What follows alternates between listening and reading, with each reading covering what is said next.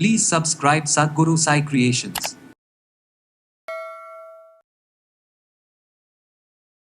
2 நாளுக்கு ஒரு முறை 3 நாளுக்கு ஒரு முறை தான் எனக்கு மோஷனே போதுன்ற மாதிரி நிறைய பேருக்கு இந்த கான்ஸ்டிபேஷன் பல வருஷமாக இருக்குன்னு சொல்கிறீங்க. 12 o'clock வரைக்கும் தூங்கி எழுந்திரிச்சிட்டு அதுக்கப்புறம் நான் எல்லாம் ஃப்ரெஷ்அப் ஆகிட்டு திரும்ப நைட் நான் ஒர்க்குக்கு போகிறேன். ஸோ இந்த மாதிரி நம்மளுடைய லைஃப் ஸ்டைல் இருந்துச்சுனாலும் சில வகையான மருந்துகள் நீங்கள் ரொம்ப வருஷமாக எடுத்துகிட்ருக்கீங்க. ஸ்கின்னுக்கான மெடிசனோ இல்லை பெயின் கில்லர்ஸ் ரொம்ப நாளாக இல்லை ஸ்டீராய்ட்ஸ் எடுத்துக்கிறீங்க. எப்போவுமே இந்த கார்போஹைட்ரேட்ஸ் இருக்கக்கூடிய உணவுகளையே அரைச்ச மாவை நம்ம சாப்பிட்டுக்கிட்டே இருக்கிறது, மைதா சார்ந்த உணவுகள் நிறைய எடுத்துக்கிறது, இரவு நேரத்தில் நீங்கள் கட்டாயம் எடுத்துக்க கொஞ்சம் கொஞ்சமாக குடலில் இருக்கக்கூடிய கழிவுகள் நமக்கு வெளியேற ஆரம்பிக்கும்.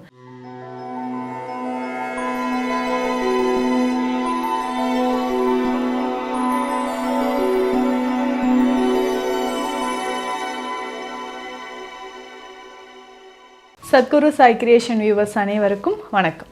நான் டாக்டர் நித்யா, சித்தா ஃபிசிஷியன். இந்த பதிவில் நம்ம என்ன பார்க்க போகிறோம்? தினந்தோறும் உடலில் இருக்கக்கூடிய கழிவுகளை வெளியேற்றணுங்க. அது இல்லாமல் போச்சுன்னா உடலில் நிறைய நோய்கள் வர்றதுக்கு அதுவே ஒரு காரணமாக இருந்துடும்.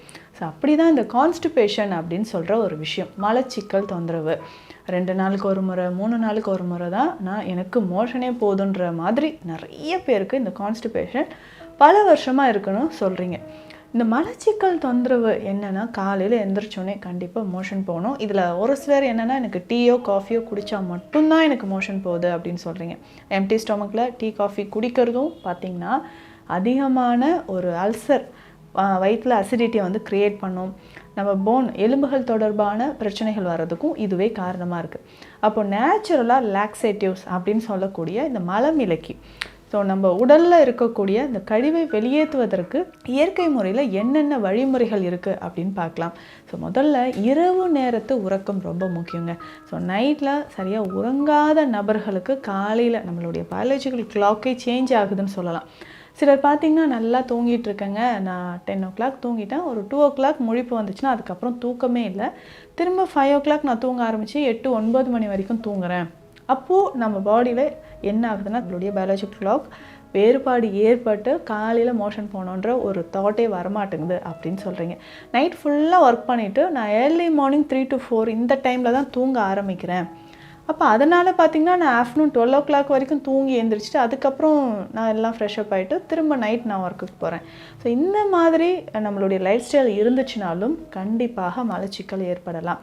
இன்னும் ஒரு சிலருக்கு உடல் சூடு, அந்த பித்தம் அதிகமாக இருக்கும் பொழுது மலச்சிக்கல் ஏற்படலாம். இன்னும் ஒரு சிலர் காலையில் எழுந்திரிச்சோடனே சரியாக நம்ம ஒர்க்குன்னு ஓடிக்கிட்டே இருக்கிறதுனாலையும் மலச்சிக்கல் தொந்தரவு இருக்கலாம். ஸ்ட்ரெஸ், டிப்ரெஷன் இருக்குது. இல்லை சில வகையான மருந்துகள் நீங்கள் ரொம்ப வருஷமாக எடுத்துகிட்ருக்கீங்க. ஸ்கின்னுக்கான மெடிசனோ இல்லை பெயின் கில்லர்ஸ் ரொம்ப நாளாக இல்லை ஸ்டீராய்ட்ஸ் எடுத்துக்கிறீங்க. இந்த மெடிசன்ஸோட சைட் எஃபெக்ட்ஸாக கூட நமக்கு இந்த கான்ஸ்டிபேஷன் மலச்சிக்கல் ஏற்படலாம். இதிலிருந்து நம்ம இயற்கையான முறையில் இந்த உடலில் இருக்கக்கூடிய கழிவுகளை எப்படிங்க வெளியேற்றலாம் அப்படின்னு பார்க்கலாம். ஸோ முதல்ல அந்த ஃபைபர் கண்டென்ட் இருக்கிற உணவுகளை எடுக்கணும். ஸோ அதிகமாக மாவுச்சத்து இருக்கக்கூடிய உணவுகள் நீங்கள் சாப்பிட்டுட்டு இருந்தீங்கன்னா கண்டிப்பாக அதை அவாய்ட் பண்ணிக்கோங்க. அதாவது மாவுச்சத்து இருக்கக்கூடிய பொருள் அப்படின்னு பார்த்தோம்னா, எப்போவுமே இந்த கார்போஹைட்ரேட்ஸ் இருக்கக்கூடிய உணவுகளையே அரைச்ச மாவை நம்ம சாப்பிட்டுக்கிட்டே இருக்கிறது, மைதா சார்ந்த உணவுகள் நிறைய எடுத்துக்கிறது, இதை எல்லாமே அவாய்ட் பண்ணிக்கோங்க. ஸோ அதற்கு பதிலாக சிறுதானிய உணவுகள், ஃபைபர் கண்டென்ட்ஸ் நிறைய இருக்கிற உணவுகளோட வெஜிடபிள்ஸ் நிறைய எடுத்துக்கணும். ஸோ இதில் பேசிக்காக பார்த்தீங்கன்னா முருங்கைக்கீரை வாரம் 2-3 நாள் நீங்கள் பயன்படுத்துங்க. நம்ம உடலில் கழிவுகள் வெளியேறுவதற்கு முருங்கைக்கீரை ரொம்ப ரொம்ப உங்களுக்கு பெஸ்ட்டாக இருக்கும். அந்த கழிவுகள் குடல் பகுதியில் இருந்து வெளியேற நமக்கு உடலும் ஆரோக்கியமாக இருக்கும்.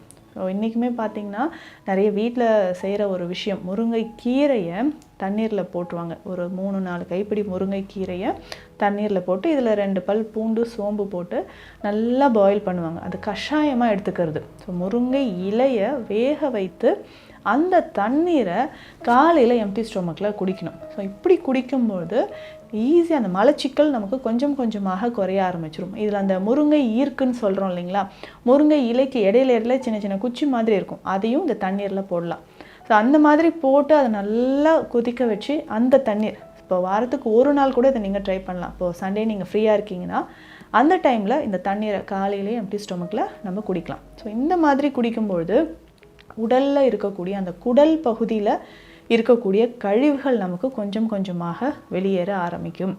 அந்த கான்ஸ்டிபேஷன் இருந்துச்சுன்னா வேறு எந்த ஒர்க்குமே நம்மளால் செய்ய முடியாத மாதிரி ஆகிடுங்க.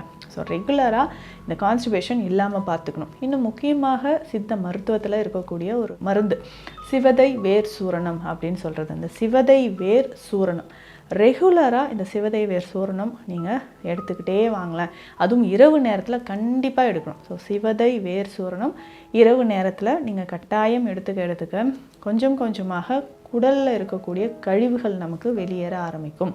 ஸோ இந்த சிவதை வேர் சூரணம் இரவு நேரத்தில் ஒரு 1/2 டீஸ்பூன் எடுத்து தண்ணீரில் கலந்து நம்ம குடிச்சிட்டே வரலாம். ஸோ இந்த மாதிரி நீங்கள் ரெகுலராக குடிச்சிக்கிட்டே வரும்பொழுதும் குடல் பகுதியில் இருக்கக்கூடிய கழிவுகள் வெளியேறும்.